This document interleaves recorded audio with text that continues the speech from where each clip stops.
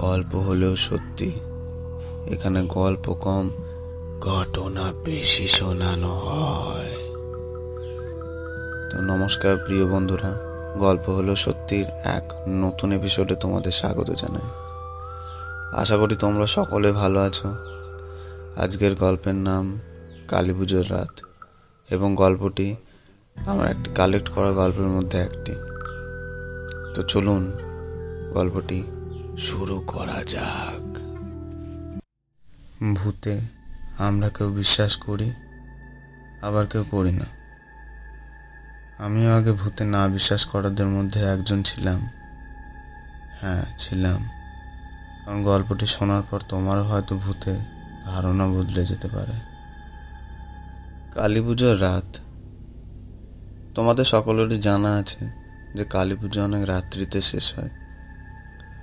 তারপর থাকে ভোগ প্রসাদ। প্রসাদ খেতে প্রায় 12:30 বেজে গেল সেদিন। তারপর আমরা কমিটির লোক হয় আরও দেরি হয়, কারণ পুজোর অনেক তো কাজ থাকে, তা সামলাতে অনেক দেরি হয়।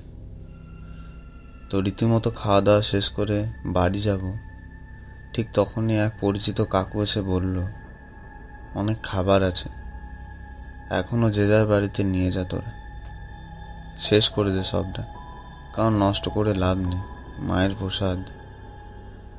আমরা সেই মতো ভাগ করে যে যার বাড়ির দিকে রওনা হলাম। আমার হাতে একটা ছোট বালতি, আর তাতে খিচুড়ি, আলুর দম, একটু পায়েসও ছিল। এবার আমার যেতে দুটো রাস্তা পড়ে, একটি বড় রাস্তা এবং একটি শর্টকাট। অনেক রাত হয়েছে দেখে আমি শর্টকাট রাস্তাটি ধরলাম। এই রাস্তা ধরে যাওয়াটা যে কতটা ভুল ছিল তা পরে বলছি। কিছুটা চলতে চলতে হঠাৎ মনে হলো আমার পিছনে কেউ আসছে। আমি ঘুরে দেখি কেউ নেই। আবার যাচ্ছি, আবার দেখছি, আবার কেউ নেই। এরকম করে 5বার তাকালাম। আবার পায়ের আওয়াজ। ভাবলাম ফাঁকা জায়গা, তাই আবার আমার পায়ের আওয়াজই আমার কানে ঘুরে আসছে। কিন্তু আমার থামার পরে আওয়াজ দিয়ে আসছে। এবার আমার একটু ভয় হতে লাগলো।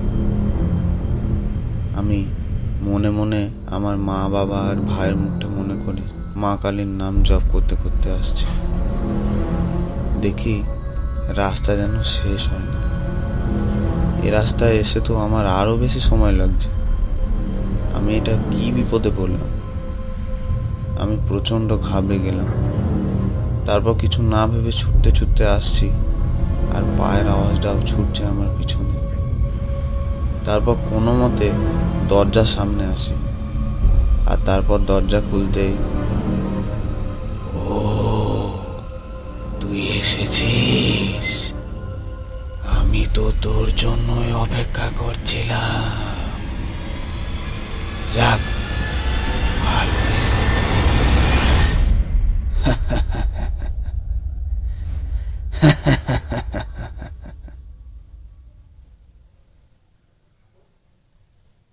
তারপর আমার কিছু মনে নেই। পরের দিন সকালে উঠলাম। মা, বাবা, ভাই দেখছে আমার পাশে বসে আছে। ওনারা বলল, কিরে তোর কি হয়েছিল? তুই ওভাবে অজ্ঞান হয়ে পড়েছিলিস কিভাবে? আমি সবটা বললাম। তারপর বাবা বলল, ওদিকে রাত্রিতে কেউ যায় না রে। তারপর অমাবস্যার রাত ওরা জেগে ওঠে। তারপর আমি বললাম, আমার তো কোনো ক্ষতি হয়নি। মা বলল, তোর হাতে প্রসাদটা ছিল, তাই হয়তো রক্ষা পেয়েছিস। আমিও ভাবলাম সত্যিই তো, আমি বালতিটা নামাইনি একবারও। নামালে হয়তো আমিও রাস্তাতেই শেষ হয়ে যেতাম। তারপর সকাল সকাল স্নান করে চুল নাচাতে গিয়ে আয়নায় চোখ পড়ল। কেউ যেন আবঝা অক্ষরে লিখে রেখেছে, আমি শেষ হয়ে যাইনি।